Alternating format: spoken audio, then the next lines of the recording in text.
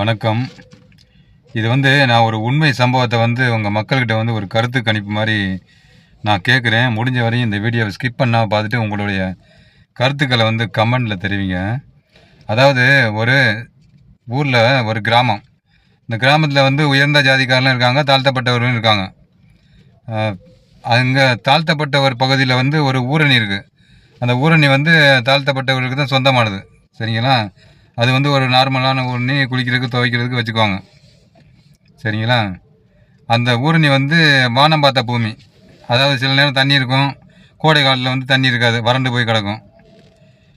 அந்த வறண்டு போன டைம் பார்த்து இந்த உயர்ந்த ஜாதிக்காரங்களில் சில பேர் இந்த ரியல் எஸ்டேட்லாம் பண்ணுவாங்கள்ல, அதுபோல் ஆளுங்க என்ன பண்ணுறாங்க, அந்த ஊரணியை முடக்க பார்க்குறாங்க தன்வசம்.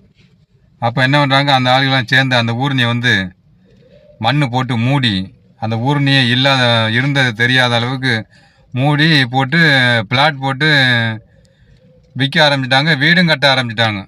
சரிங்களா? அந்த ஊரணி மூடுறது சாதாரண விஷயம் இல்லை. ஒரு 10 நாள் 15 நாள் இல்லை, சில நேரம் 1 மாதம் கூட ஆகலாம். ஆனால் அவ்வளோ பெரிய ஊரணினா குளம் தெரியுமில்ல உங்களுக்கு. 1 மாதம் கூட ஆகும்னு வச்சுங்களேன். 1 மாதம் வரையும் இந்த தாழ்த்தப்பட்டவர்கள் கண் பார்வையில் படாமையாக இருக்கும், பார்த்துருப்பாங்க, கண்டிப்பாக பார்த்துருப்பாங்க.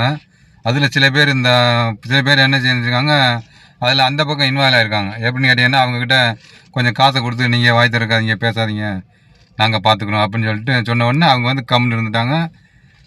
அதோட அந்த ஊரணியை க்ளோஸ் பண்ணி மட்டம் போட்டு பிளாட் போட்டு எல்லாம் விற்று இப்போ வீடு கட்ட ஆரம்பிட்டாங்க. சரிங்களா? அந்த சொன்னது மாதிரி அதில் சில பேர் பணத்துக்களை வாங்கிட்டு அந்த கிராமத்து மக்கள் தாழ்த்தப்பட்ட பகுதியில் உள்ளவங்க அவங்கக்கிட்ட பணத்தை வாங்கிட்டு அமைதியாக இருந்துட்டாங்க. சரிங்களா? அந்த ஊரணியை க்ளோஸ் பண்ணியாச்சு, சாப்டர் ஓவர், எல்லாமே முடிஞ்சது. அதுக்கப்புறம் கொஞ்ச நாள் கழித்து அந்த கிராமத்தில் எல்லாம் வெளியூர் போயிருப்பாங்கன்னு வச்சுங்களேன். ஆம்பளை எல்லாம் வெளியில் இருப்பாங்கன்னு வச்சுங்களேன். ஒரு சில பேர் உள்ளூரில் இருப்பாங்க. ஆனால் பெண்கள் பெரும்பாலும் முழுக்க அந்த ஊரில் எல்லாருமே ஊரில் தான் இருக்காங்க. பெண்களே ஒன்று கூடினால் கூட அந்த ஊரணியை மூடும்போது தூக்கும்போது எதிர்த்து நின்று போராடி அந்த ஊரணி மீட்டிருக்கலாம். அவங்களும் செய்யலை, அவங்களும் கம்முன்னு இருந்தாங்க. அந்த ஊரணி முழுமையாக மூடப்பட்டது. அதுக்கப்புறம் அந்த கிராமத்தில் ஒரு சில பேர் நல்லவங்க இருக்காங்களே, நல்ல சீருக்கு கிராமத்தை காப்போம், பின்னாடி நம்ம தம்பதிகளுக்கு உதவும் அப்படின்ட்டு இருக்காங்களே, அவங்க ஒரு ஸ்டெப் எடுக்கிறாங்க. இந்த ஊரணியை எப்படி அவங்க மூடினாங்க, இந்த ஊரணி நமக்கு சொந்தமாச்சு அப்படின்ட்டு மேல் இடத்துல போயிட்டு முறையிட்டு அதுக்கு வழக்கு போடுறாங்க. வழக்கு போட்டு கேஸ் நடக்குது. அதுதான் கோர்ட்டுக்கு போயிடுச்சுன்னா நமக்கு தான் தெரியுமே, வாய்தான்னு அது இழுத்துக்கிட்டே போகும். இப்போ ஒரு 6-7 வருஷம் ஆச்சுன்னு வச்சுக்கலேன், போகிறது வாரது, அந்த வழக்கறிஞர்களுக்கு உள்ள ஃபீஸை கொடுக்குறது, அது கொடுத்தானே ஆகணும். வழக்கறிஞரை ஒரு தொகை கேட்பாரு, அதை கொடுத்த உடனே அவர் சொல்லுவார், வாய்தா வாங்கியிருக்காங்க, அடுத்த வாய்தா இத்தனாம் தேதி அப்படின்ட்டு அது தொடர்ந்துக்கிட்டே இருக்குது, தொடர்ந்து நடந்துக்கிட்டே இருக்குது. சரிங்களா?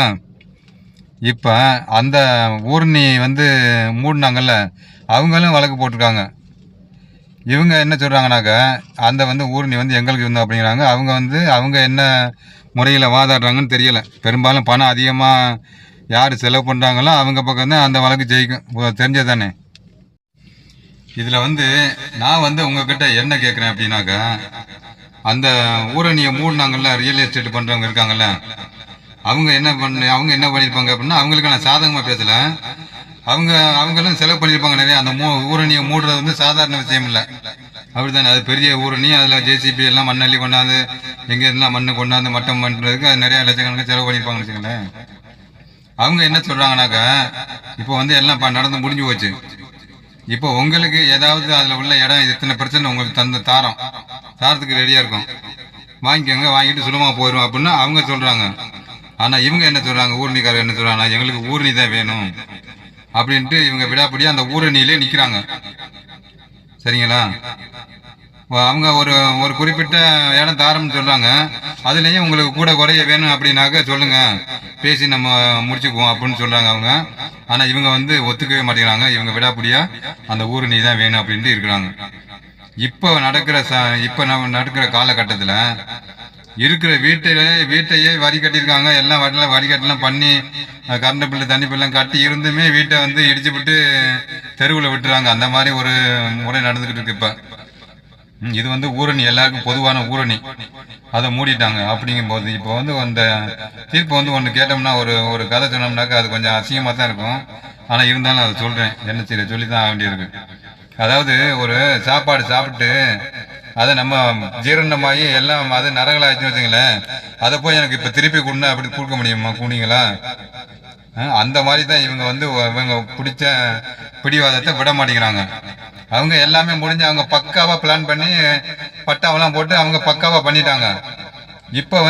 இப்போ யாருக்கு அது சாதகமாகும்? கோர்ட்டுன்னு போயாச்சு. அப்போ கோர்ட்டுன்னு அது நடந்துக்கிட்டே தான் இருக்கும் வழக்கு. இப்போ இதுக்கான தீர்ப்பை வந்து மக்களாகிய நீங்கள் வந்து கமெண்டில் தெரிவிங்க ப்ளீஸ். எப்படின்னு கேட்டிங்கனாக்கா, அவங்ககிட்ட அவங்க கொடுக்குற இடத்த வாங்கிட்டு சுமூகமாக போகிறது நல்லதா, இல்லை அவங்கள எதிர்த்து எங்களுக்கு ஊரணி தான் வேணும்ன்ட்டு காலம் பூரா வாய்தான்ட்டு போய்கிட்டே இருக்கிறது நல்லதா அப்படின்ட்டு மக்களாகிய உங்களோட தீர்ப்பை வந்து உங்கள் கமெண்டில் தெரிவிங்க ப்ளீஸ். நன்றி, வணக்கம்.